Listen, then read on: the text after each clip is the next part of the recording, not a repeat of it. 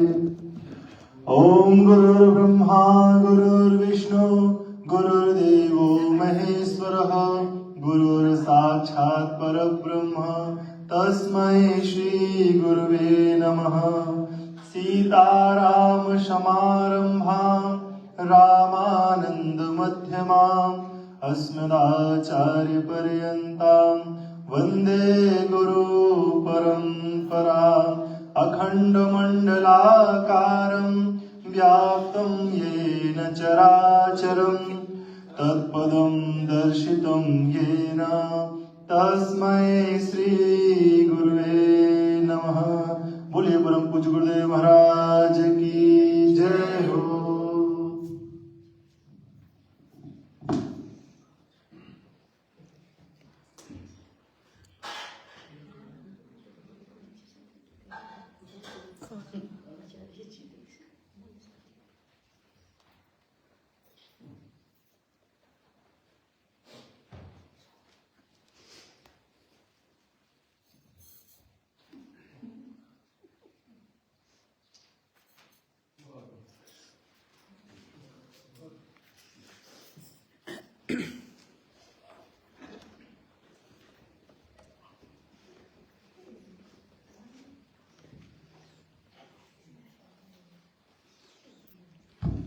हम सभी माँ भगवती परम भाग्य से इस पावन रात्रि में, नवरात्रि में हम सभी आज षष्ठी तिथि है, छठा दिन है। दिन तो सातवां है, लेकिन आज दो पंचमी थी, तो षष्ठी तिथि को हम सभी भगवती माँ परम्बा कात्यायनी का ध्यान करें, उनकी स्तुति करें और हम कथा में प्रवेश करें। लंबे गहरे श्वास लें, सीधे बैठ जाएं, आंखें बंद कर लें।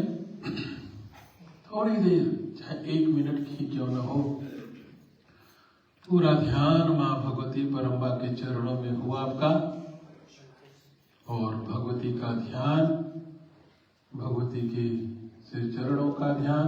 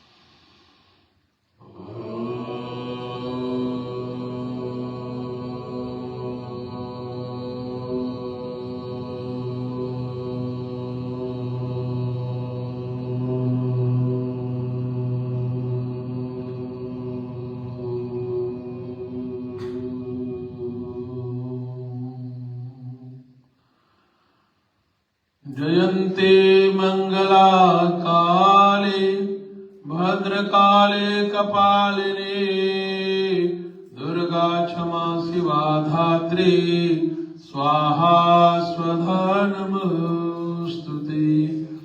सर्वमंगल मांगल्ये शिवे सर्वार्थ साधिके शरण्ये त्र्यंबके गौरी नारायणी नमोस्तुते।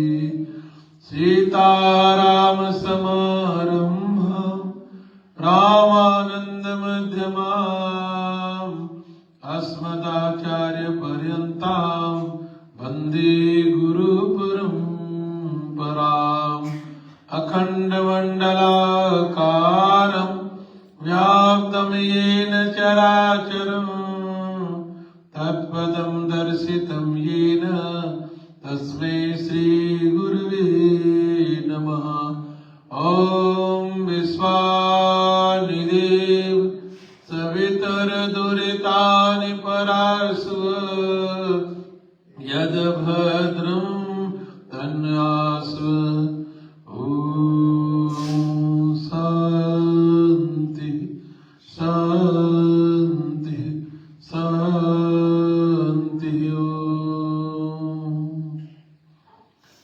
माँ जगज्जननी परम्बा जगदम्बा को कोटिशः नमन, कोटिशः वंदन प्रणाम करते हुए सद्गुरुदेव भगवान को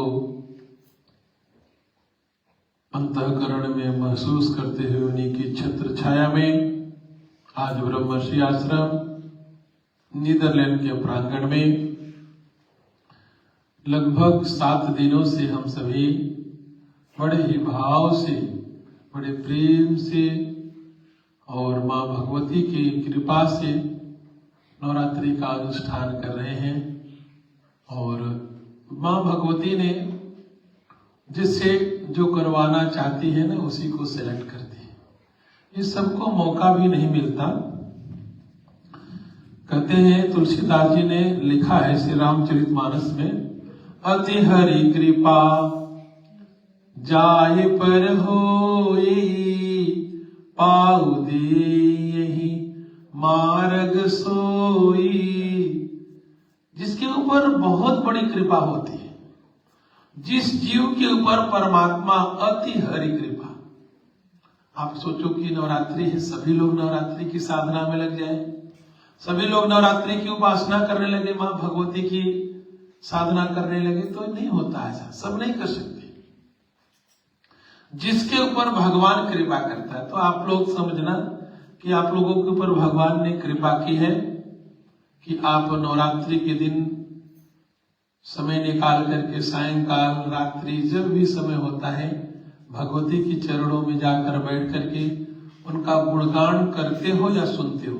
इसमें दोनों, कहने वाला भी, जैसे अभी आप भजन के माध्यम से बड़ा सुंदर भाव सुन रहे थे, जो कह रहा है भगवती के चरणों में और जो सुन रहा है, उन दोनों की बड़ी विशेषता होती है। और माँ भगवती की जिसके ऊपर कृपा होती है, वो किसी न वक्ता या श्रोता के रूप में जाकर के माँ के चरणों में बैठता है। और धीरे धीरे आप लोग देख ही रहे, समय तो बदलता ही जा रहा है। और अब आजकल लोगों में कथा में रुचि नहीं रह गई। हाँ, चले जाते हैं कि चलो एक दिन नवरात्रि में मंदिर दर्शन कराएंगे और दिखाएंगे कि कैसा प्रोग्राम हो रहा है। कुछ लोग ऐसे भी सोचते हैं। और कुछ लोग बड़े भाव से प्रतिदिन भगवती की कथा में आ रहे हैं। मैं समझता हूं उनके ऊपर अति हरि कृपा जाहि पर होई, पाव दे यही मार्ग सोई। मतलब उन्हीं को ये ऐसा मार्ग, मतलब रास्ता मिलता है। कौन सा रास्ता? सत्संग में जाने का रास्ता। ये सत्संग हो रहा है, भगवती का चरित्र सुनाया जा रहा है आपको, और ये भगवान या भगवती की कृपा से ही मिलता है। तो आप लोग बड़े आनंदित रहे, खुश रहे कि आपके ऊपर माँ ने कृपा की है कि आपको ऐसा अवसर प्राप्त हो रहा है। आज नवरात्रि की दृष्टि से तो 6ठा दिन है, वैसे तो 7वां दिन है, 7 दिन हो गए, लेकिन इस बार नवरात्रि में पंचमी तिथि 2 दिन थी, तो आज षष्ठी तिथि है। अभी कथा आगे लेकर के मैं चलूंगा। आज कात्यायनी का दिन है, तो थोड़ा सा मैं बता दूं कि कात्यायनी माँ ने ही महिषासुर का वध किया था। जो माँ कात्यायनी का स्वरूप है, वही महिषासुर मर्दनी है, वही महिषासुर को वध करती है। और थोड़ी सी कथा समझ लें कि कत नाम के एक ऋषि हुए, देवी भागवत में आता है। कत नाम के, जिनका नाम था कत, पहले लोग ऐसे नाम रखते थे।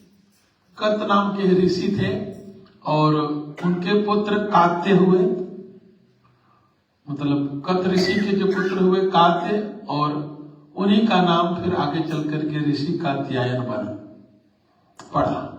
और हमारे यहाँ पहले क्या होता था, सनातन की एक बड़ी परंपरा थी कि जिस कुल में व्यक्ति पैदा होता था ना, उसको उस कुल का पूरा धर्म पालन करना अनिवार्य था, कंपल्सरी था। आज तो फ्री हो गया, आज सब फ्रीडम हो गया कि यदि माता पिता पूजा करते हैं तो पुत्र करे या ना करे कोई कुछ नहीं कर सकता।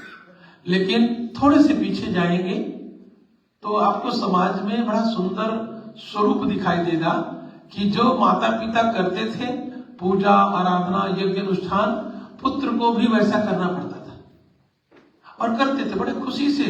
हर एक पुत्र पुत्री जो भी करते थे कि मेरे माता पिता, और कितने तो गौरव फील करते थे।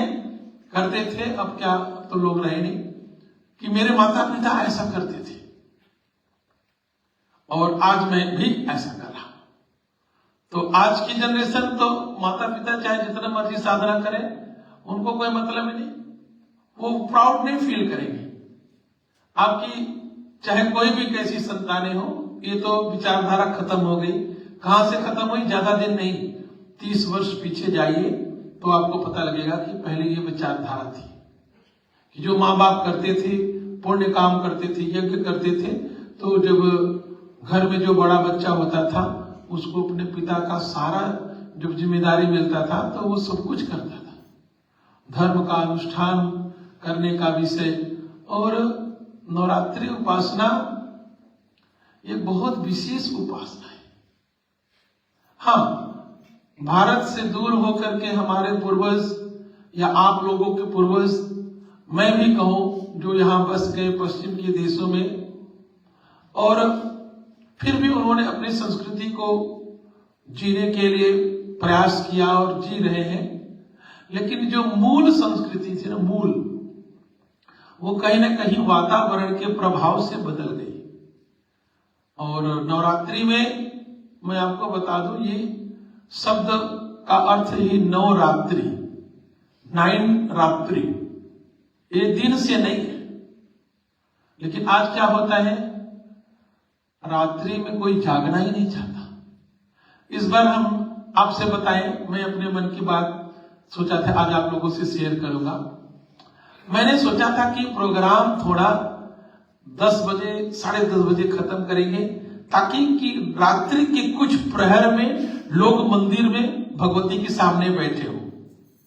मेरा एक ऐसी भावना थी कि नवरात्रि का मतलब रात्रि से, अगर दिन होता तो ऋषियों ने 9 दिन कह देते, लेकिन इसका जो मूल परंपरा है नवरात्रि की, इसका रात्रि से। और रात्रि कब से शुरू होती है? रात्रि का ये इस समय जैसे प्रथम प्रहर चल रहा है, अभी थोड़ी देर बाद फिर द्वितीय प्रहर चलेगा, 4 प्रहर रात्रि में होते हैं। और मेरा ऐसा भाव था कि प्रथम प्रहर जो होता है रात्रि का, वो लोग मंदिर में बैठ करके बिताएं, वो मंदिर के सामने भगवती के सामने बैठे हो उस प्रथम प्रहर में रात्रि के, तो वो एक बड़ी विशेष साधना मानी जाती है। इसलिए हमने इस बार प्रोग्राम को 10 बजे खत्म करने का रखा। और अब आप लोगों के जितने लोग आए हो, इससे देख करके मुझे लग रहा है कि अगले बार प्रोग्राम चेंज करना पड़ेगा।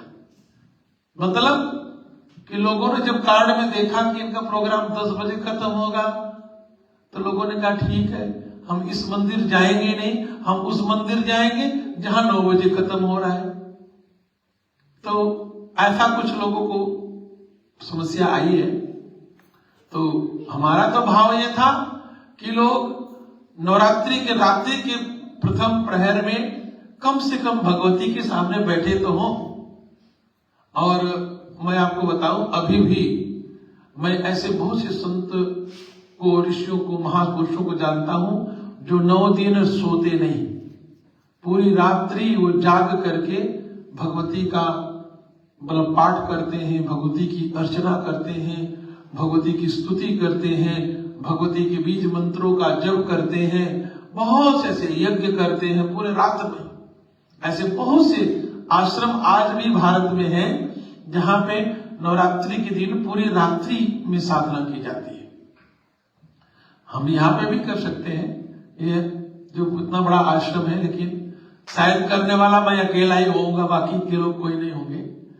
करने के लिए तो कर सकते हैं, लेकिन साथ देने वाले 2-4 लोग दे सकते हैं हमारे, मुझे पता है। आप लोगों में से बहुत ऐसे हठ योगी हैं, जब हम जहां चल देंगे तो हमारा साथ देंगे। लेकिन बड़ी कठिनाई है। मैं अब तो पहले आप लोगों से ये बता रहा हूं कि अगली बार से प्रोग्राम 2 घंटे का करेंगे, 7 से 9 करके खत्म, क्लास। क्योंकि लोगों की भावनाएं भगवती के प्रति वो नहीं रही जो होनी चाहिए। लोगों की भावनाएं नवरात्रि के प्रति नहीं रही। अभी मैं कात्यायन ऋषि की कथा में आऊंगा, लेकिन मैं नवरात्रि के बारे में जो बता रहा हूं ये समझना बहुत जरूरी है। अरे हम आपको पूरी रात नहीं जगा रहे हैं, हम प्रयास करते हैं कि रात्रि के प्रथम प्रहर तक तो जाग लो। हम प्रोग्राम 10 सवा 10 खत्म करते, 10:30 तक सब फिनिश होता है। अरे देखो हमारे अभी मंगला बैठी है और इनके बच्चे प्रतिदिन आते हैं, ये भी माता पिता है, स्कूल भी जाते हैं, बच्चे सो जाते हैं लेकिन गोदी में लेकर बैठे रहते हैं। क्या सोचते हो? एक बहुत बड़ा संस्कार है, इसका फल माता पिता को मिलेगा, इसका फल माता पिता को मिलेगा। जो संस्कार रूपी वृक्ष इनके अंदर ये इस उम्र में डाल रहे हैं, ये मिथ्या, ये खराब जाने वाला नहीं है।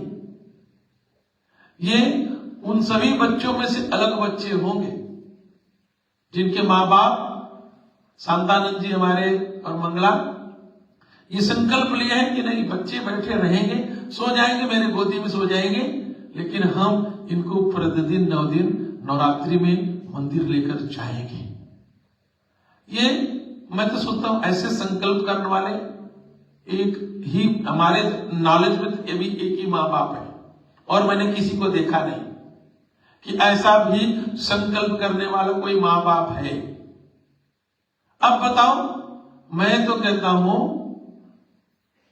गारंटी है ऐसे बच्चों के अंदर जो आज भगवती का संस्कार पड़ रहा है, कभी भी ये कहीं पे भी रहेंगे अपने संस्कारों को नहीं छोड़ेंगे।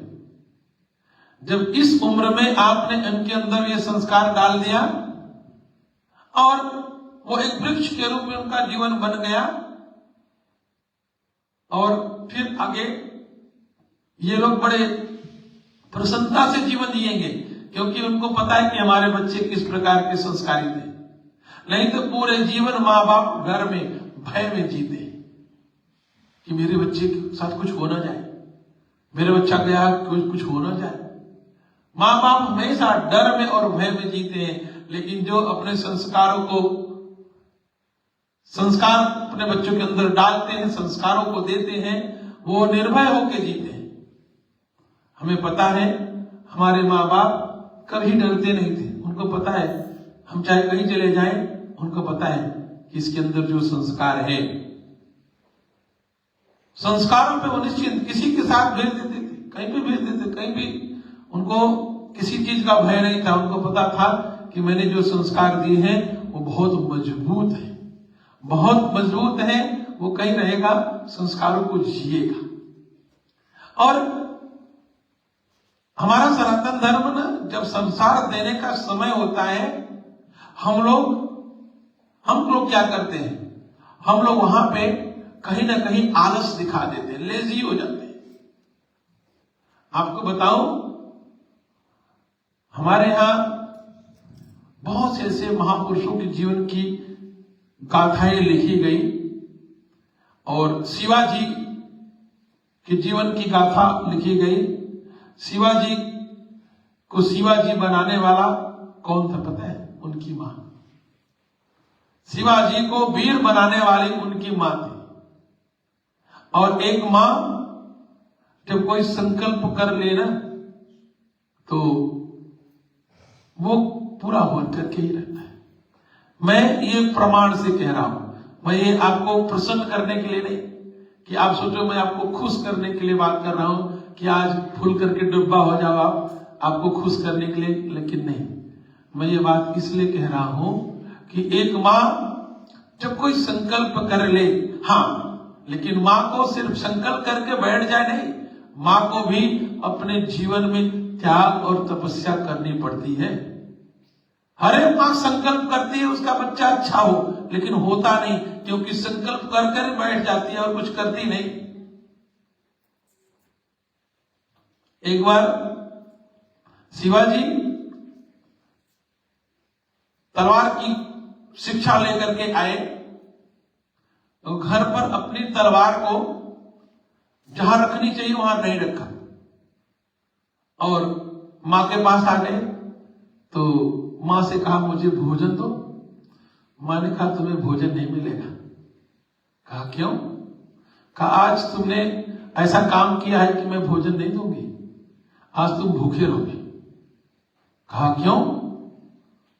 कहा जिस तलवार जिस शस्त्र से तुम शिक्षा ले रहे हो और आज उसका सम्मान तुमने नहीं किया, वो जो तलवार है वो तुम्हारे आत्मरक्षा के लिए, शरीर की रक्षा के लिए, धर्म की रक्षा के लिए, सनातन की रक्षा के लिए तुम्हारे जीवन को बचाएगी और आज तुमने उसका सम्मान नहीं किया, अपमान करके ऐसे ही रख दिया।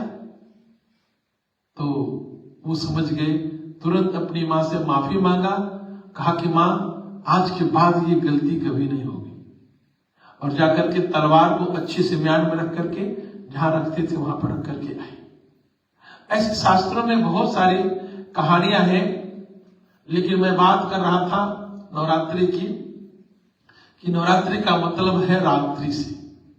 रात्रि में जो एक पहर जागता है वो भगवती की कृपा का भाजन बनता है। जो दो प्रहर जाग करके 1 बजे तक मतलब 12 बजे तक जाग गया, जाग गए मतलब टीवी देखो ये नहीं कह रहा मैं, जागने वाले तो कुछ लोग 1 बजे तक टीवी देखते हैं, मूवी देखते हैं, नहीं। नवरात्रि में जागने का मतलब कोई पाठ करो, दुर्गा सप्तशती का पाठ करो, दिव्य शीर्ष का पाठ करो, अर्गला कीलक कवच का पाठ करो, सिद्ध कुंजिका स्तोत्र का पाठ करो, कुछ तो पाठ करो, कुछ तो करो। नहीं कुछ आ रहा है, ओम ऐं ह्रीं क्लीं चामुंडाय विच्चे 1000 बार जप लो। जब कर सकते हो मन में बैठ करके ध्यान, कुछ जब भी नहीं कर सकते ना, बस भगवती की मूर्ति एक छोटी सी रख लो, छोटी सी माँ दुर्गा की प्यारी सी छोटी सी फोटो रख करके आराम से एक आसन में बैठ करके बस आधे घंटा माँ को देखते रहो। ये भी साधना है, ये भी तपस्या है। पूरे नवरात्रि में आप प्रतिदिन आधे घंटा 20 मिनट जितना आप देख सकते हो माँ की फोटो को देखते रहो। एक नियम बना लो, ये भी नवरात्रि की साधना है। आप देखिए भगवती की क्या कृपा मिलेगी, इतनी शक्ति मिलेगी आपको, आप आश्चर्यचकित हो जाएंगे। ऐसे बहुत से सारे जीवन के सूत्र हैं जो नवरात्रि की उपासना से प्राप्त होती है। लेकिन व्यक्ति जीवन में सबको पैसा चाहिए, सबको लक्ष्मी चाहिए, सबको धन चाहिए, सबको संपत्ति चाहिए, सबको सुख चाहिए, सबको आनंद चाहिए, सबको सारी मनोकामनाओं की पूर्ति चाहिए, सबको दुनिया का ऐश्वर्य चाहिए। लेकिन ये सब मिलता किससे है? मां भगवती पराअंबा, मां जगदम्बा। उसके लिए हमारी युवा पीढ़ी के पास समय नहीं है। कितने युवा हमारे पास आते हैं, हम चर्चा करते हैं, बात करते हैं, तो बड़ी बड़ी बातें इंटरनेट से पढ़ करके आते हैं ना, तो बहुत अच्छी अच्छी बातें करेंगे, आपके सामने करेंगे तो आप सोचो कि मेरा बेटा है, सबसे बड़ा आध्यात्मिक है, इससे बड़ा ज्ञानी तो कोई है नहीं। लेकिन सिर्फ मुंह से। हमारे यहां एक बात बड़ी सुंदर संतों ने कही कि जो मुंह से कम बोलता है, ध्यान से सुनना, जो मुंह से कम बोलता है और कान से ज्यादा सुनता है, या जो कान से ज्यादा सुनता है मुंह से कम बोलता है, वो व्यक्ति सबसे ज्यादा सुखी रहता है। समझ में आया? फिर रिपीट करता हूं। भगवान ने आपको कान कितने दिए? अरे बोलो ना भाई, कंफ्यूज हो गया क्या? कान यही जो होते हैं दोनों, लेफ्ट एंड राइट, लिंक से राइट, दो ही दिए कि ज्यादा दिए? एक बार देख लो, दो ही है ना। पक्का? 2 कान दिए ना, और मुंह कितने दिया? 1। सोच लो फिर, अभी समय है। 2 कान और 1 मुंह का मतलब समझे कि सुनना ज्यादा है। 2 कान इसलिए दिया कि सुनना ज्यादा है और बोलना कम है। नहीं तो मुंह दे देता, एक पीछे लगा देता, एक मुंह और पीछे लगा देता, एक यहां से बोलता है, एक पीछे से बोलता। जो आगे से देख रहे हो एक पीछे से बोल देता, लेकिन भगवान ने ऐसा नहीं किया। जरा सोचिए कितनी गहरी बात है। सुनने के लिए 2 दिया कि खूब सुनो, जितना मर्जी सुनो, लेकिन मुंह से बोलना कम है। और होता क्या है, हम सुनते नहीं हैं, सिर्फ बोलते ही हैं। कितना सुनते हैं? कथा में, कथा 3 भारत में 3 घंटे की कथा होती है, और हम तो बड़ा छोटा छोटा प्रसंग लेकर के आते हैं कि आज मैं छोटा सा एक प्रसंग जो जीवन के साथ जुड़ाता होगा, आपके लाइफ मैनेजमेंट, वो बातें बताऊंगा जिससे आपको लाइफ को मैनेज करने में सुविधा मिलेगी। अब ये भी लाइफ मैनेजमेंट है, सुनना ज्यादा है, बोलना कम है। आज से ये मैनेजमेंट सीख लो। और कहीं कहीं तो संतों ने ये भी कहा कि बुरा मत मानना। हम तो एक बातें कह देते हैं कि जो द्रौपदी थी ना, उसने एक ऐसा बात बोल दिया कि महाभारत का युद्ध हुआ। एक ऐसा बात, एक कई बार छोटी सी बात कितना बड़ा कारण बन जाती है जीवन में, आपके जीवन में।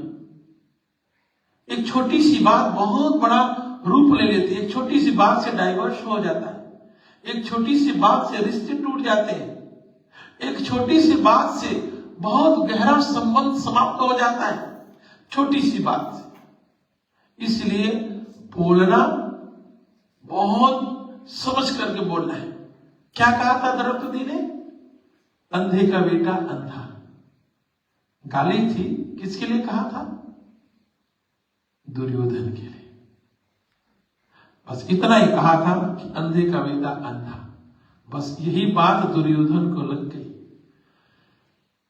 और इसी बात से तो कई बार माताएं, मैं आपसे निवेदन कर रहा हूं कि कई बार ये जो वाणी है ना, इसको थोड़ा सा ठीक रखो, कम रखो, कम बोलने का रखो। कोशिश करो कि कम बोलना है। मौन, ये आपके जीवन में इतना सुख देगा, इतना आनंद देगा, आप स्वयं महसूस करेंगे। 27 दिन का एक बार अनुष्ठान कर लो, सेवन तंत्र दाग का अनुष्ठान करो। आप लिख लो कि मैं 27 दिन तक बिल्कुल कम बोलूंगी। इस मोइलक ना, हेल मोइलक, अरे सब कुछ करवा लो गुरुजी, बोलना मत बोलो, पूछो तो कर सकते हैं। कितने लोग, हमारी माता जी बैठी हैं, ये हरिद्वार में 40 दिन तक मौन किया, फिर तक दाह मौन, और कुछ नहीं खाती थी, सिर्फ दूध पीती थी, अरे मिल्क। तो करने वाले कर सकते हैं, लेकिन इनसे पूछो कि कितनी एनर्जी थी उस समय। साधना में कुछ नहीं खाते थे, कुछ भी, सिर्फ बोलते नहीं थे। बिना बोलने के कारण इतनी ज्यादा शक्ति थी, चेहरा एकदम से चमक रहा था। अंधेरे में ले जाओ तो पूरा उजाला हो जाए, मतलब ऐसा हो जाता है। ये मैं बता रहा हूं, एक बात आई तो समझा रहा था कि ये ऐसे कुछ शास्त्रों में ऋषियों ने, संतों ने बातें बताई। तो हमारे यहां परंपरा थी कि जैसे माता पिता कुछ करते हैं तो पुत्रों को करना पड़ता है। अब आप लोगों में से कौन अपने माता पिता के कार्य को फॉलो कर रहा है, ये आप लोग डिसाइड कर लेना। और कई बार ऐसा भी होता था कि माता पिता कुछ नहीं करते थे, लेकिन बच्चों को जब पता लगता था शास्त्रों के बारे में, धर्म के बारे में, संस्कारों के बारे में, तो वो तुरंत अपने माता पिता को भी लेकर के आते थे उस रास्ते पर और स्वयं उस रास्ते पर चल पड़ते थे। ये गुरु कृपा से बहुत कम ऐसे लोगों में होता है।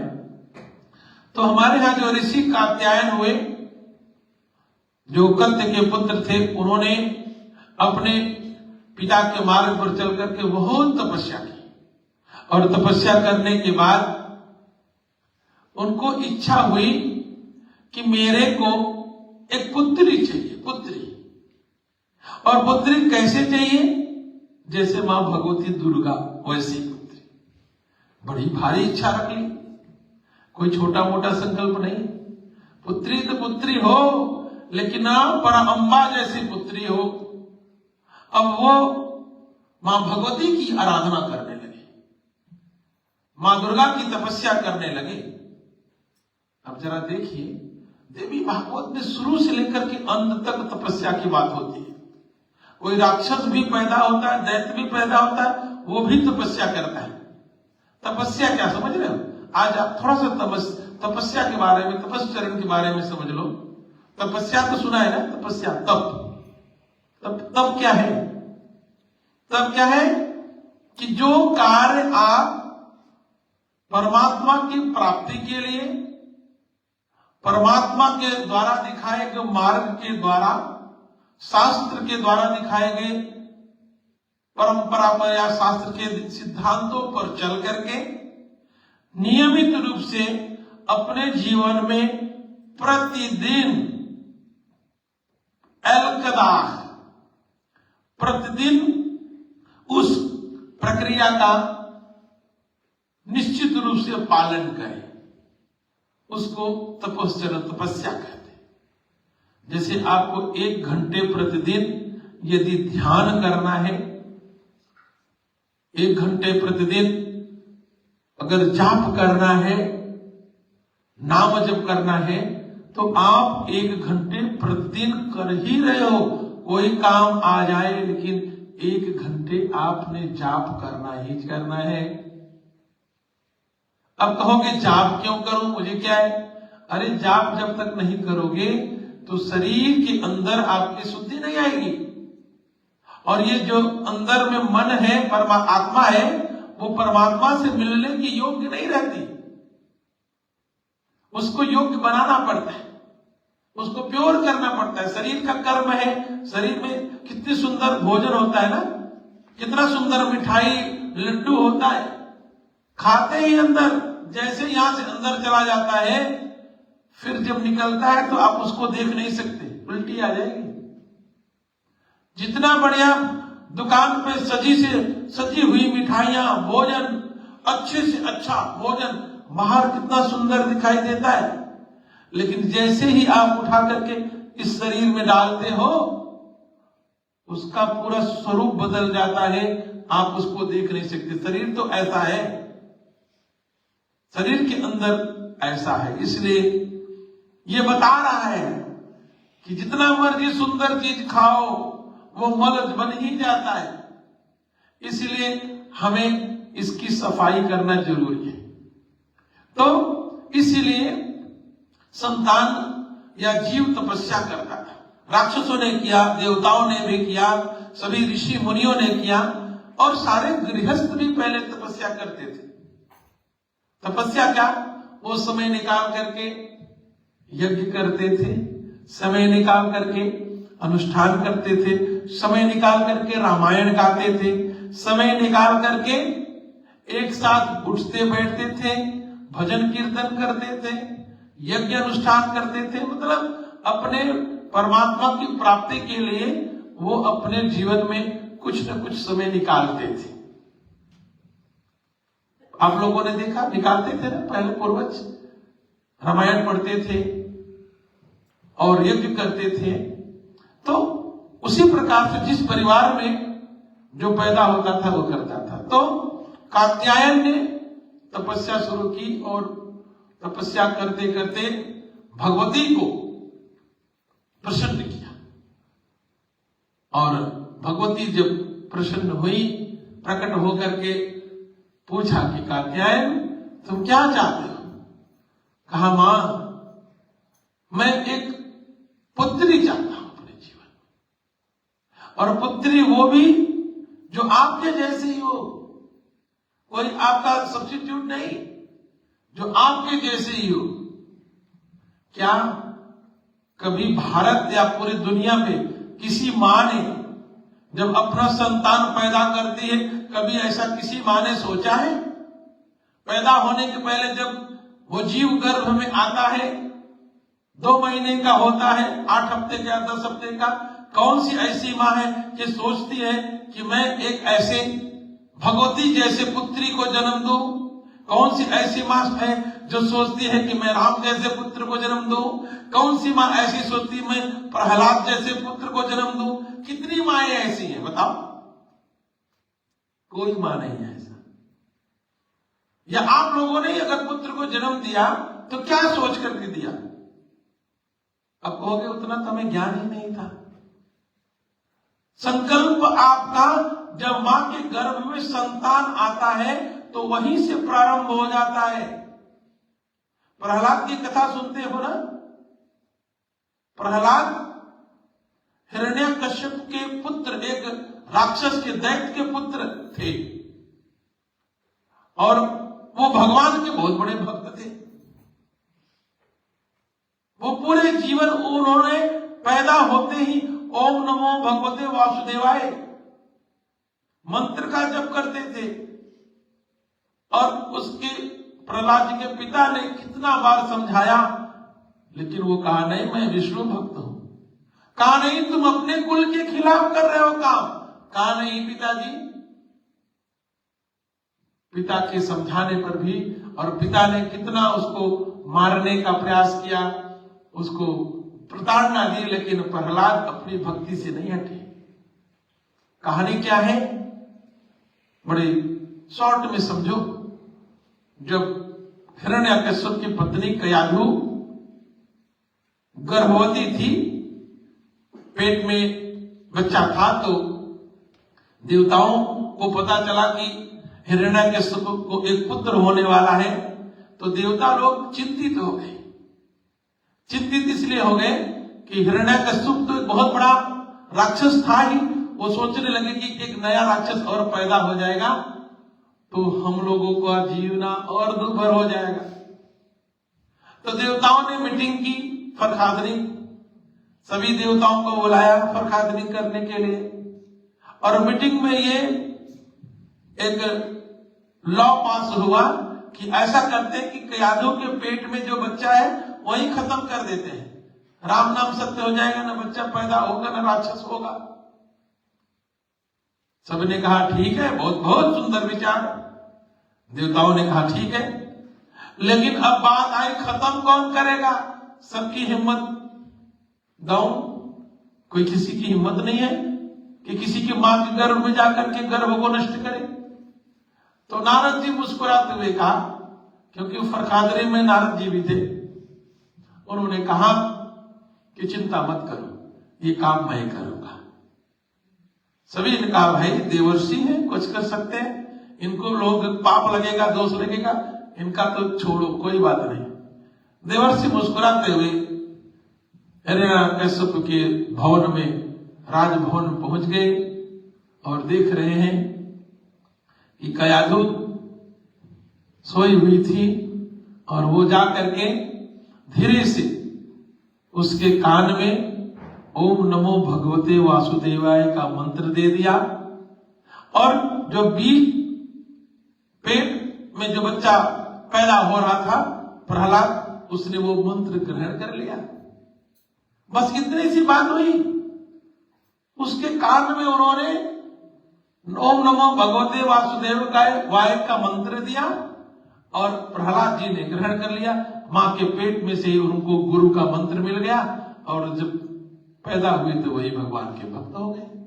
तो ऐसे छोटे छोटे संस्कार जब मां गर्भवती हो तो देना चाहिए, यज्ञ करना चाहिए, अनुष्ठान करना चाहिए, जप करना चाहिए, मंदिर जाना चाहिए।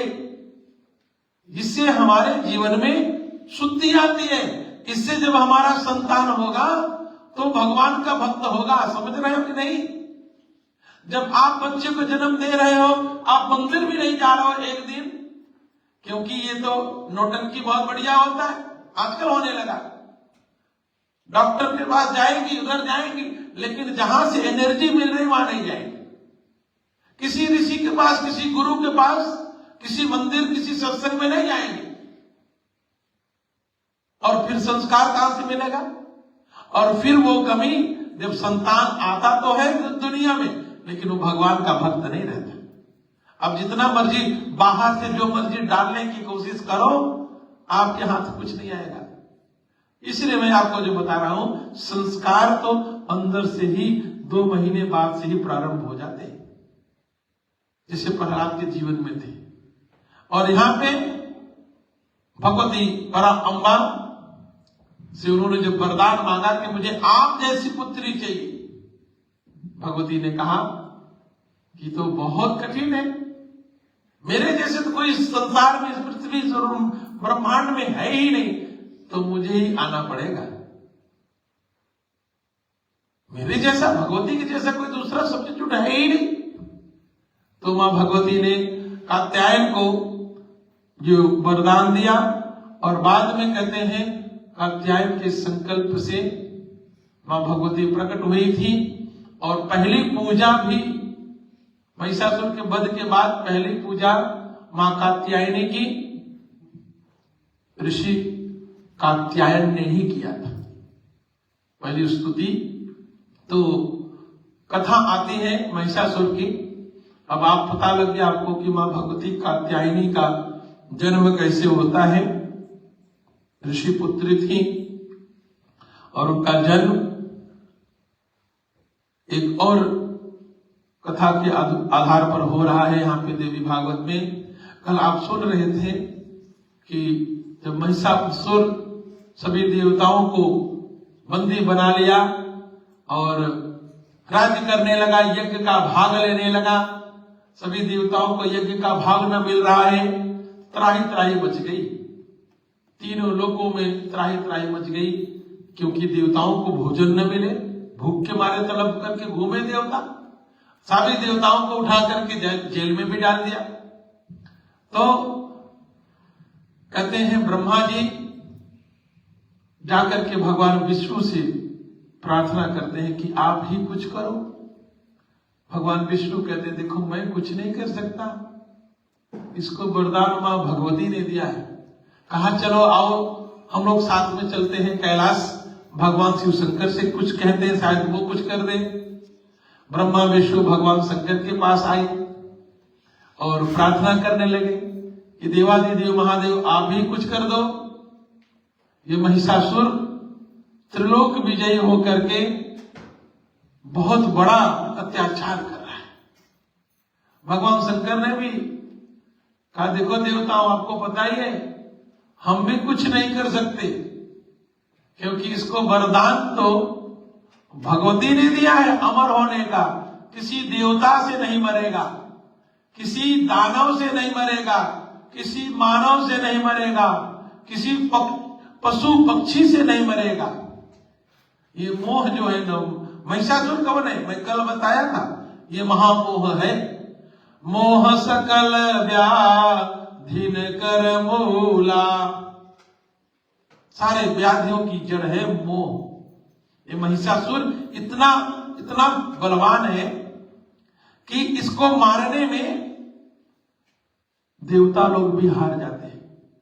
देवी भागवत में कथा आ रही है कि देवता लोग भी मारने से पीछे हट जा रहे हैं। ब्रह्मा विष्णु महेश तीनों ही कह रहे हम नहीं मार सकते।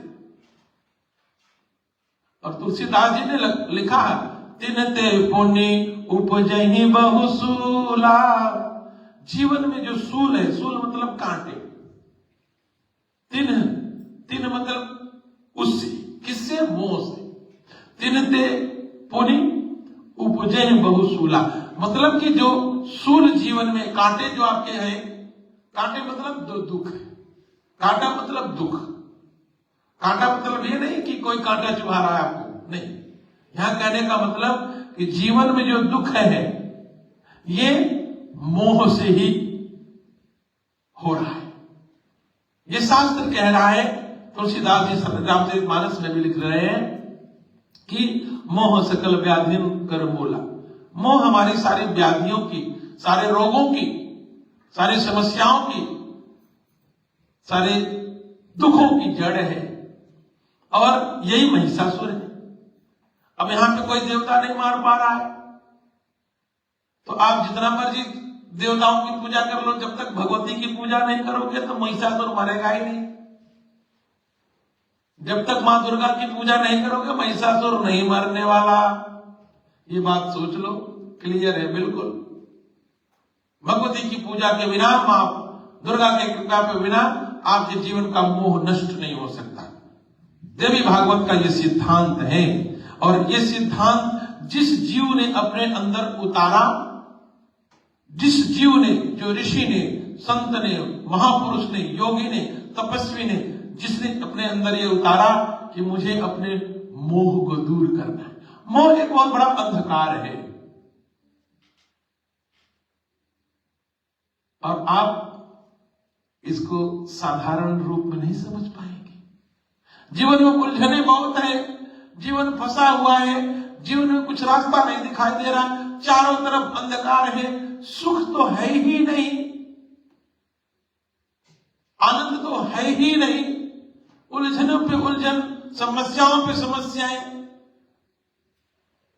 समस्याओं पे समस्याएं, मन बिल्कुल अशांत है। क्या करूं, कहां जाऊं, किसके पास जाऊं, कौन सी पूजा करूं, कौन सा अनुष्ठान करूं, कौन से पंडित बुलाऊं, कौन से ओझा बुलाऊं, कौन से ज्योतिष वाले को बुलाऊं, कहां जाऊं, भारत जाऊं, सुरीनाम जाऊं, कौन से देश में जाऊं। जब ऐसी विचलन की परिस्थिति आ जाए जीवन में तो आप समझ लेना कि मोह का अंधकार आपके ऊपर बहुत तीव्र रूप से छा गया है। ये महिषासुर वही महिषासुर है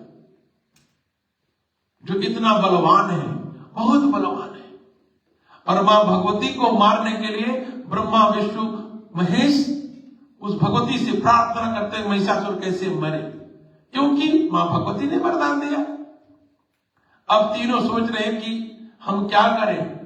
तीनों सोच ही रहे थे, तीनों बैठ करके चिंतन कर रहे थे, विचार कर रहे थे। इतने में ब्रह्मा के शरीर से एक तेज निकला, एक आग की गोले की तरह एक चिंगारी निकली। भगवान विष्णु के शरीर से एक तेज निकला और भगवान शिव के शरीर से एक तेज निकला। एक ऐसी शक्ति निकली और उस शक्ति ने एक सुंदर नारी का स्वरूप धारण किया, वो मां कात्यायनी का स्वरूप। देवताओं की तीनों की शक्तियां मिलकर के एक ऐसी महान शक्तिशाली मां परम्बा का स्वरूप धारण किया और देवताओं ने देख करके आश्चर्यचकित रह गए, सोचने लगे ये क्या हो रहा है। भगवती मुस्कुराते हुए ब्रह्मा, विष्णु और महेश से कह रही है कि देवताओं, अब आपको चिंता करने की आवश्यकता नहीं है। अब महिषासुर का क्या करना है वो मैं डिसाइड करूंगी, उसको कैसे मारना है वो मैं डिसाइड करूंगी। भगवती कह रही है। ब्रह्मा, विष्णु, महेश प्रसन्न हो गए, भगवती की स्तुति करने लगे, गान करने लगे। और मां भगवती परा अम्बा जगदम्बा महिषासुर का वध करती है, क्योंकि उसने वरदान में यह कहा था ना कि कोई स्त्री मुझे मार सके। बस उसने सोचा कि स्त्री क्या है, स्त्री तो मेरे दाहिने हाथ की। और कई बार ऐसा भारत में भी रहा है, लोगों ने स्त्री को मतलब ऐसा ही समझा है। भारत में रहा, लेकिन स्त्रियों ने दिखाया है समय समय पे अपने जीवन से, चरित्र से, जैसे महारानी लक्ष्मीबाई, ऐसे बहुत से स्त्रियों ने अपने जीवन से ये दिखाया है कि स्त्री कोई अबला नहीं है, स्त्री कोई कमजोर नहीं है। लेकिन सिर्फ सनातन के सिद्धांतों में स्त्री को हम स्त्री के रूप में पूजा करते हैं, भगवान के, देवताओं की। सिर्फ सनातन में ही परमात्मा को हम स्त्री के रूप में पूजा करते हैं। ध्यान से सुनना ये बात। सिर्फ सनातन धर्म के सिद्धांतों में हम परमात्मा को सिर्फ पुरुष ही नहीं, स्त्री के रूप में भी पूजा करते हैं, आराधना करते हैं। और दुनिया के किसी धर्म में ये परंपरा नहीं है। आप बात को समझिए। क्रिश्चियनिटी में तो है ही नहीं, इस्लाम में तो स्त्री को कुछ समझते ही नहीं। ये दुनिया के जो सबसे बड़े धर्म है, आप जरा सोचिए। मैं तो सोचता हूं कि जो धर्म स्त्री को कोई सम्मान नहीं देता, जिस धर्म में स्त्री का कोई स्थान नहीं है। गुरुदेव बड़ी सुंदर बात बताते थे कि कहते थे कि एक बार रोम में पोप के पास एक प्रश्न आया। किसी ने प्रश्न लिख करके पूछा कि क्या स्त्रियों के अंदर आत्मा होती है? मैं ये कोई कहानी नहीं बता रहा हूं, मैं एक सच्चाई बता रहा हूं। रोम में पोप के पास एक प्रश्न आया, धर्मगुरु है भाई। पोप से यह पूछा गया कि क्या स्त्रियों के अंदर भी आत्मा होती है? क्योंकि आप ओल्ड टेस्टामेंट, न्यू टेस्टामेंट पढ़ लो, कहीं पे भी कुछ वर्णन नहीं है। और जब प्रश्न आया तो 150 साल तक वो प्रश्न पेंडिंग में रखा गया, उसका कोई आंसर नहीं दिया गया, क्योंकि उनके पास आंसर था ही। ये मैं किसी धर्म का अपमान नहीं कर रहा हूं, मैं एक घटना बता रहा हूं, सच्चाई बता रहा हूं। और हमारे यहां मातृदेवो भव, पितृदेवो भव, आचार्य देवो भव, अतिथि देवो भव। जब गुरुकुल से एक गुरु विद्यार्थी को विदा कर रहा है, हमारे यहां गुरुकुल परंपरा थी, हर व्यक्ति गुरुकुल में गुरु के पास पढ़ने की जाता है। गुरु गृह पढ़न गए रघुराई, रामचरितमानस में आता है। गुरु गृह पढ़न गए रघुराई, अल्पकाल ते विद्या पाई। भगवान राम भी अपने गुरु के पास गुरुकुल में पढ़ने गए थे। और गुरुकुल में पढ़ने के बाद जब गुरु अपने शिष्य को अपने गुरुकुल से विदा करता है तो गुरु क्या देता है? मातृदेवो भव, कहा कि आज से देवता के रूप में सबसे पहले तुम्हारी मां है। ये गुरु देता है अपने शिष्य को निर्देश कि आज से तुम्हें अपने जीवन में किसी को मानना है देवता के रूप में, तो सबसे पहले मातृदेवो भव मानना है। उसके बाद पितृदेवो भव, पिता बाद में, पहले नहीं। अब कल से आप झगड़ा नहीं करने लगना। जो मैं बात बता रहा हूं, कल माता पिता में झगड़ा शुरू हो जाए, मैं झगड़ा करने के लिए नहीं बता रहा हूं, मैं अपने शास्त्र की बात बता रहा हूं जो सनातन का सिद्धांत है। और मैं तो इसमें बड़ी गहराई से पूरी थीसिस लिखा हूं। गूगल स्कॉलर पर जाएंगे तो मेरी पीएचडी की थीसिस आपको मिलेगी। पूरी थीसिस 260 पेज है, 260 पेजीना पूरी थीसिस मैंने नारी के ऊपर लिखा है, वैदिक काल से लेकर के आधुनिक काल तक। लाखों लोग उसको पढ़ते हैं, गूगल स्कॉलर पे ऑनलाइन पड़ी हुई है। मेरा ये इसमें रिसर्च है, लोगों को नहीं पता। मैंने वैदिक काल में 24 ऋषिकाओं के जीवन का वर्णन किया। वैदिक काल में ऋषिकाएं, जैसे ऋषि होते थे वैसे ऋषिकाएं होती थी, जैसे ऋषि होते थे वैसे ही ऋषिकाएं भी होती थी। हमारे सनातन धर्म में ऋषि लोग मंत्र दृष्टा थे, ऋषिकाएं भी मंत्र दृष्टा थी। एक ऋषि यदि 5 महीने ध्यान कर रहे हैं, ऋषिका कहती थी मैं तुमसे कम थोड़ी, मेरी कुटिया बनाओ, मैं भी 5 महीने ध्यान करूंगी। तुम 360 घंटे मेडिटेशन कर सकते हो तो मैं 400 घंटे कर सकती हूँ, चलो। मतलब ऐसे लड़ाई नहीं, अध्यात्म में इतनी रुचि होती थी कि जैसे ऋषि मंत्र दृष्टा होते थे वैसे ऋषिकाएं मंत्र दृष्टा होते थे। अब उसका गौरव कहां गया? अब गौरव समाप्त कर दिया गया। क्यों? क्योंकि हम 900 साल गुलाम रहे। भारत गुलाम रहा तो सब ऋषियों के, संतों के, ऋषिकाओं के गौरव को समाप्त कर दिया गया और माताएं अपने गौरव को भूल गई।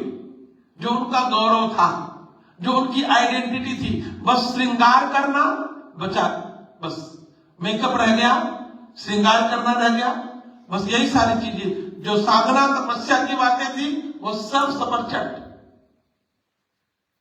कुछ नहीं बचा। और उसका परिणाम सनातन धर्म भुगत रहा है, भुगत रहा है।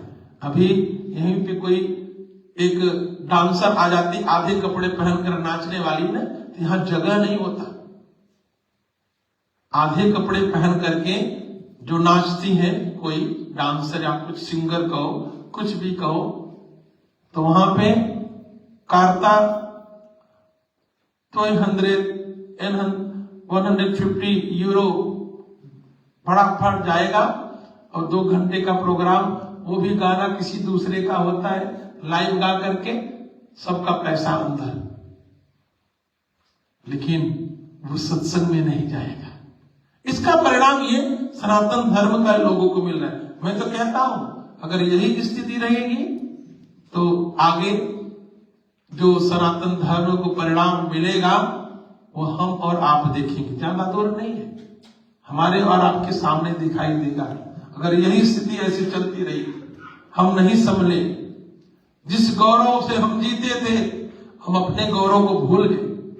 मैं बता रहा था मातृदेव भव पितृदेव भव। ऋषि आदेश देता था मातृदेव भव पितृदेव भव, फिर कहता था आचार्य देव भव अतिथि देव भव। मां, बाप, आचार्य और फिर अतिथि, ये 4 देवता माने जाते थे। हमारे यहाँ अतिथि देव भव, अभी भी कोई मेहमान आ जाए तो देवता के रूप में मानते हैं भारत में। अब तो वहां पे भी बहुत सारा परिवर्तन हो रहा है, यहाँ तो हो ही रहा है। यहाँ तो अतिथि कोई होता ही नहीं। अतिथि मतलब समझ रहे हो? अतिथि मतलब समझो? हाँ, खास रिश्ते। लेकिन कैसा? जो बिना बताए आए, जो बता के आए वो खास रिश्ते नहीं है। ध्यान से सुनना, ये बात समझने की। अतिथि वही होता है जो बिना बताया है, आस्पराग बनाकर अपॉइंटमेंट लेकर के नहीं। आजकल तो ये हो गया बिना आस्पराग के, बिना अपॉइंटमेंट किसी घर जा ही नहीं सकते, तो अतिथि तो खत्म हो गया। आज अतिथि कोई रहा ही नहीं। समझ रहे हो आप? अतिथि शब्द बड़ा एक गौरव का शब्द था हमारे सनातन धर्म में, जहां हम अपने अतिथि को देवता समझ करके पूजा करते थे।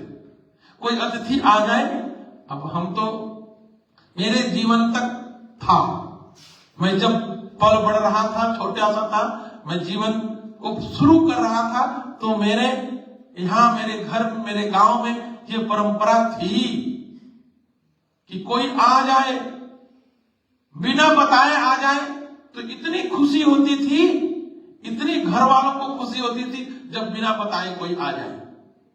चाहे कोई मामा आ जाए, पहले कौन बताता था? चिट्ठी फोन कुछ नहीं थे, तार कुछ था ही नहीं, व्हाट्सएप थोड़ी था। बस जब मर्जी हुआ चले, झोला उठाए चल देते थे। तो तब अतिथि देव उसको कहते हैं। अतिथि वो अतिथि जो बिना बताए आए। और आजकल कोई आ जाए, भैया आस्पराग नहीं है हमारा, जाओ। एक है अंदर्सबर्ग, हेलफेल, फंदाख, हेलफेल द्रुक, एक है नीत है। लोग ऐसे बोलेंगे और कितने तो खर्रा कर बोलेंगे, कहां गए बिना पूछे, आपको फोन तो कर लेना चाहिए था। वो कहेगा मैं यहां से निकल रहा था, कोई बात नहीं, निकल रहे तो बता दो। आजकल वो अतिथि खत्म हो गया। लेकिन हमारे यहाँ गुरुकुल परंपरा में ये परंपरा ऋषि आदेश देता था। और हम प्रार्थना क्या करते हैं? त्वमेव माता च पिता त्वमेव तुमेव बंधुश्च सखा त्वमेव। प्रार्थना में भी माँ पहले आती है। ये आप लोगों का गौरव है। हमारे आश्रम में भी हमारी सारी माताएं ही आश्रम का पूरा, अब पिता भी है, दादा भी गुस्सा जाएगा कहेगा हमारा नाम नहीं ले रहे कोई, मतलब ज्यादा संख्या में माताएं सब कुछ सफाई से लेकर के सारा व्यवस्था सब कुछ देखती है। और आप लोग भी अभी कितना गिन लो, कितने माताएं कितने भाई लोग हैं, गिन लो, भी पता चल जाए, वोटिंग हो जाए, पता लग जाएगा। थोड़े दिन में तो हम ये माताओं का मंदिर घोषित कर देंगे। मतलब खरापक, सीरियस नहीं लेना आप लोग। पता लगा सीरियस हो जाए तो कल से झगड़ा शुरू हो जाए। नहीं, मैं बता रहा हूं कि हमारे यहां सनातन में मां का जो स्थान सबसे ऊंचा रखा जाता है। ये किसी धर्म में नहीं है, किसी पंथ में नहीं है। इसलिए इसी गौरव को समझो। और आज समय कह रहा है बस यहीं पे वाणी को विराम दो। हम लोग आरती करते हैं।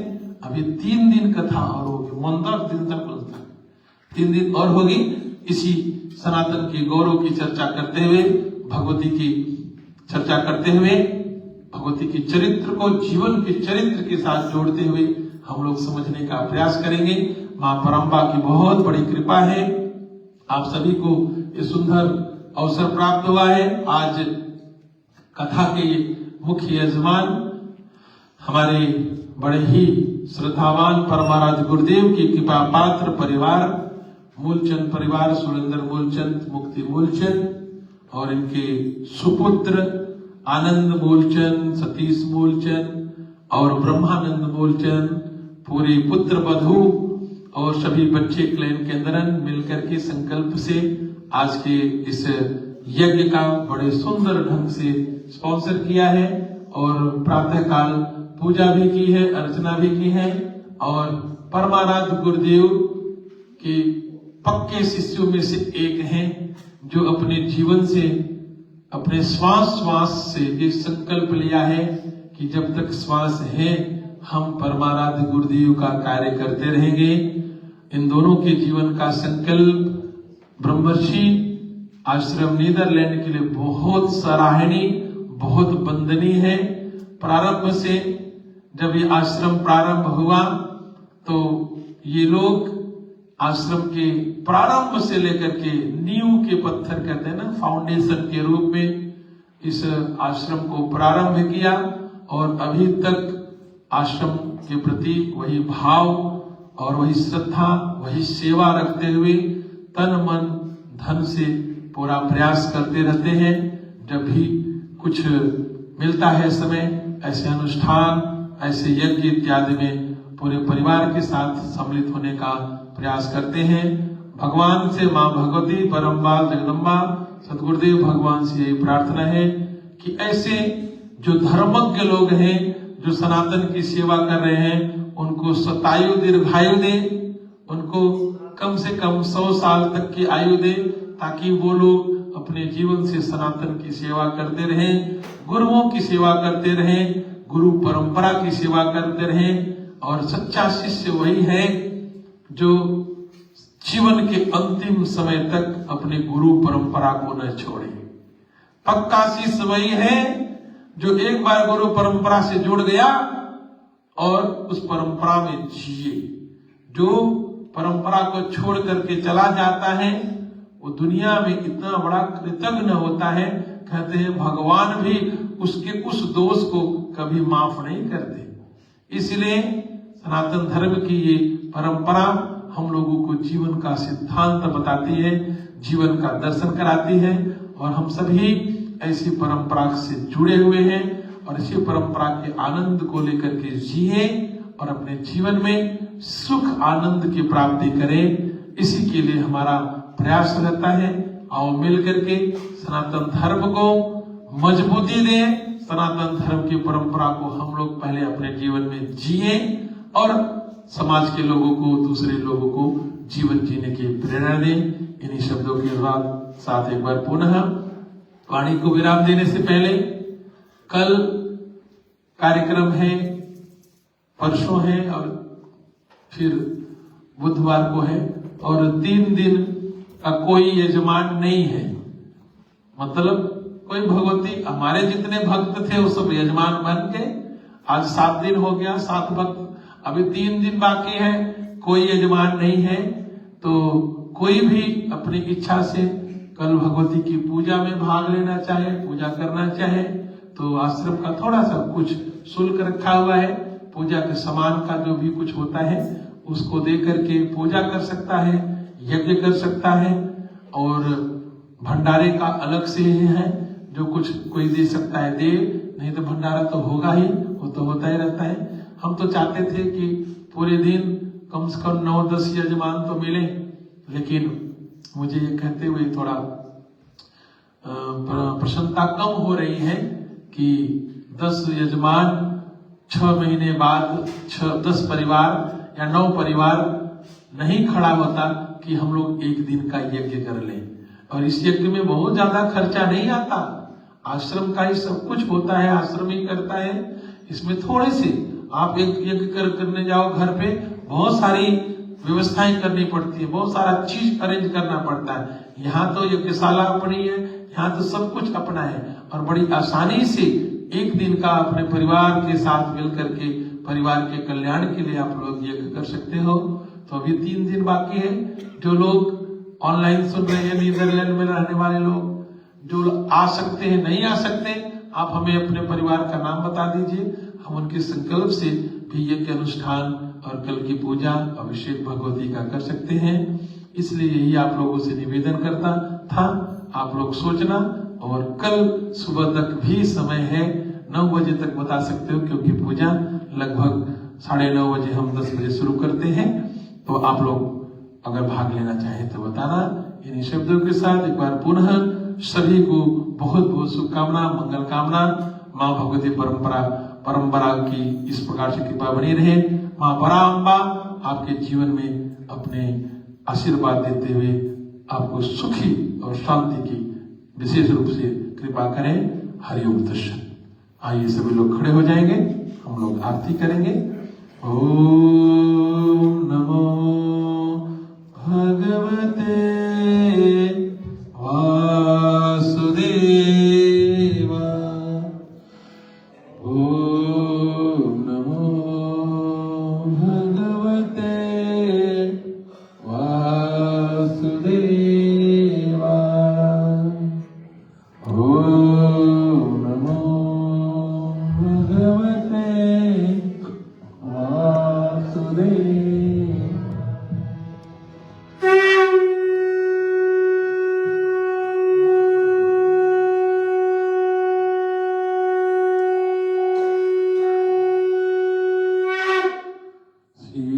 सीताराम सीताराम सीताराम जय सीताराम।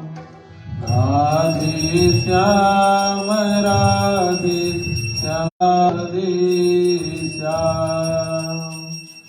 ओम जय जगदीश हरे स्वामी जय जगदीश हरे। भक्त जनों के संकट नाथ जनों के संकट क्षण में दूर करी। ओम जय जगदीश हरे। जो धावे फल पावे दुख बिन से मन का। स्वामी दुख बिन से मन का। सुख संपत्ति घर आवे सुख आनंद घर आवे। सहस मिटे तन का। ओम जय जगदीश हरे। मात पिता तुम मेरी शरण गहो मैं किसकी। तुम शरण गहो मैं किसकी।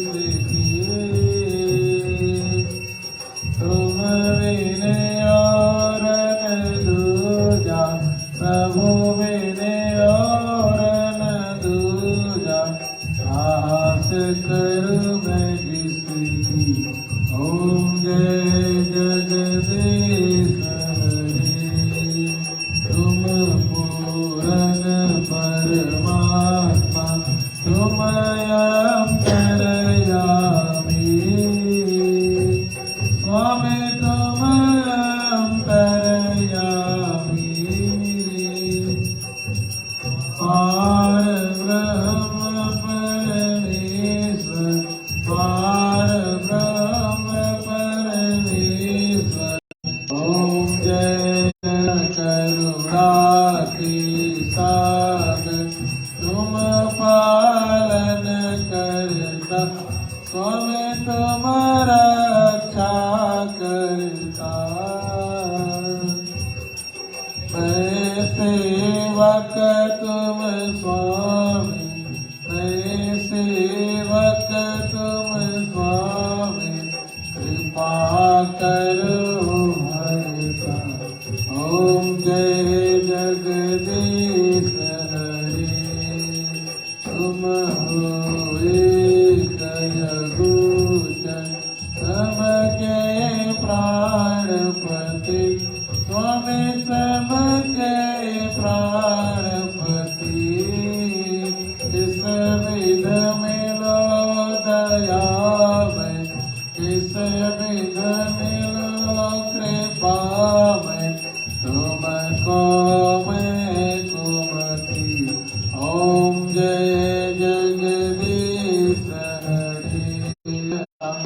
स्वामी रक्षक आप मेरे अपने हाथ उठाओ दया कर शरण लगाओ। बाहर पड़ा मैं तेरी। ओम जय जगदीश हरे। विषय विकार मिटाओ पाप हरो देवा। स्वामी कष्ट हरो देवा। शरणा भक्ति बढ़ाओ शरणा प्रेम बढ़ाओ। संतन के सेवा। ओम जय जगदीश सब कुछ है तेरा। स्वामी सब कुछ है तेरा। तेरा तुझको गावे। स्वामी प्रेम सत सेवानंद स्वामी चित फल पावी। ओम जय जगदीश जगदीश हरे। स्वामी जय जय दीनानाथ श्याम हरे।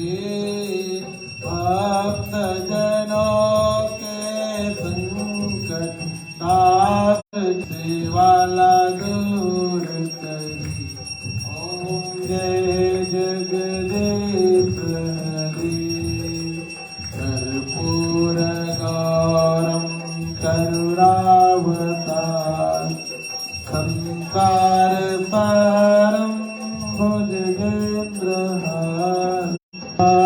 विन्दे भवं भवानी सहितं माता सपिता त्वमेव त्वमेव त्वमेव वेद्या द्रविणं त्वमेव त्वमेव सर्वं मम देव देव।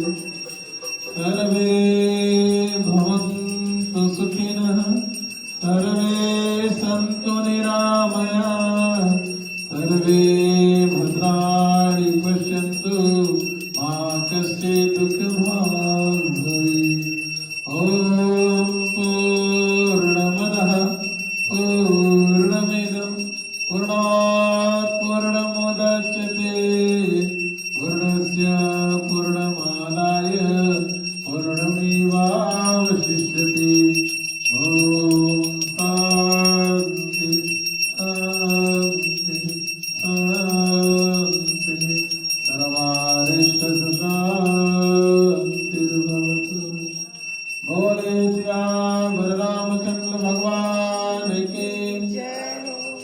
उमापति महादेव के, श्री गणेश भगवान के, श्री संकट मोचन हनुमान जी महाराज के, माँ जगत जननी वैष्णवी मैया के, श्री सद्गुरुदेव भगवान के, प्राणियों में विश्व का गौ माता के, श्री गंगा मैया के, श्री गीता माता के, श्री गायत्री माता के, श्री सत्य सनातन धर्म के। ओम नमः पार्वती पतये हर हर महादेव।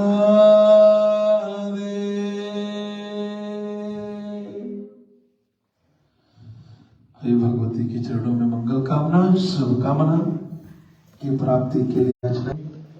हाथ जो जोड़ के बैठ जाएंगे।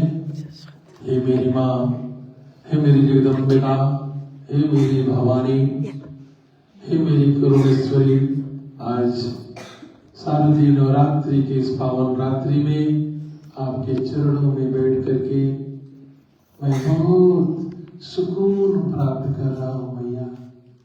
मन बहुत शांत हो रहा है। मैं अपने शरीर में, अपने जीवन में आनंद की अनुभूति कर रहा हूँ मैया। आज आपके चरणों में बैठ करके जो भी हमने समय बिताए हैं, इससे मेरा मन बहुत हल्का हो गया है मैया। मुझे लग रहा है मेरे जीवन के जो तनाव है, मेरे जीवन की जो समस्याएं हैं, वो धीरे धीरे कम हो रहे हैं मैया। आज आपका ये कृपा पाकर के मेरा जीवन धन्य हुआ है माँ। आप तो जगत जननी हैं, आप तो सभी की माँ है मैया। आपको मेरे जीवन में कृपा करके मेरे जीवन के जितने भी शत्रु हैं, काम, क्रोध, लोभ, मद, मत्सर का नाश करना है। मैं कभी भी किसी से ईर्ष्या ना करूं, मेरा कभी भी किसी से द्वेष न हो मैया। मेरे जीवन में कभी भी किसी के प्रति दुर्व्यवहार न हो मैया। मेरा मन पवित्र कर दो माँ, मेरा जीवन पवित्र कर दो मेरी मैया। मैं श्वास श्वास में आपका सुमिरन करूं मेरी माँ। आज जो आपने दया की है, ऐसी दया करो, ऐसी करुणा करो। मैं आपके चरणों की धूल, आपके चरणों की कृपा ऐसे ही समय समय पर प्राप्त करता रहूं मैया। अपने चरणों से ऐसे ही सेवा करने का मौका दो मैया। मुझे सद्बुद्धि दो, मुझे सद्ज्ञान दो, मुझे भक्ति का आशीर्वाद दो मैया।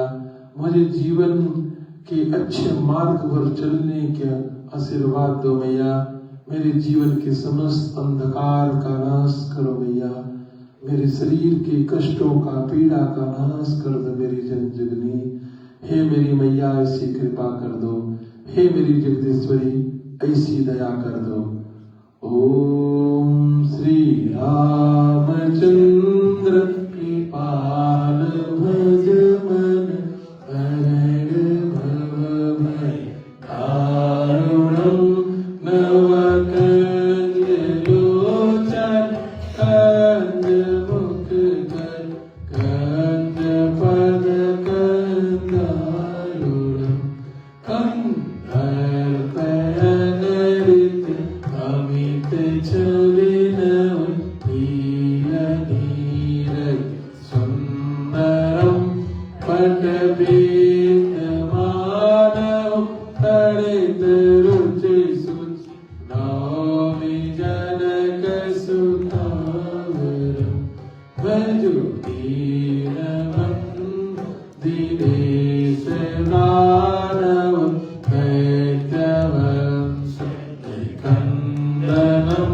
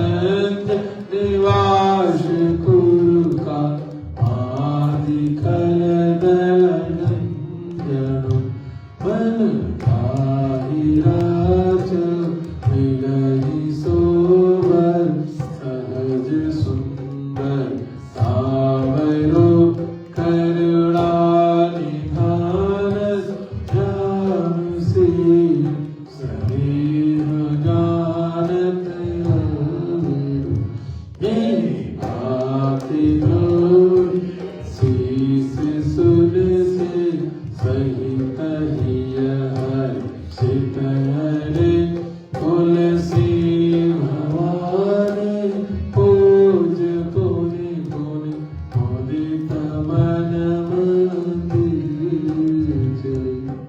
ज्ञान गौरी अनुकूल सियहिया धर सुन जाय कही मंजुल मंगल मूल मामंग फरकन लगी सियावर राम जय जय राम मेरी प्रभु राम जय जय राम सियावर राम जय जय राम मेरे प्रभु राम जय जय राम मेरे